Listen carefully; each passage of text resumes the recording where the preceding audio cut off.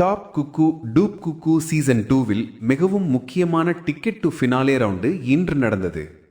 நிகழ்ச்சியின் முழு சீசனிலும் சிறப்பாக செயல்பட்டு வந்த 5 போட்டியாளர்கள் பெசன்ட் ரவி, டெல்னா டேவிஸ், பிரீதா, ஷிவானி மற்றும் வாகேசன் இந்த சுற்றில் மோதினர். சமையல் திறமை, டைமிங், பிரசன்டேஷன் எல்லா தரப்பிலும் தங்கள் சிறப்பை நிரூபிக்க போட்டியாளர்கள் கடுமையாக போராடினர்.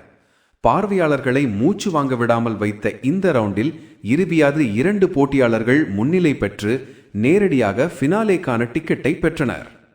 அந்த முதல் மற்றும் 2வது ஃபைனலிஸ்டுகள் பெசன்ட் ரவி மற்றும் டென்னா டேவிஸ்.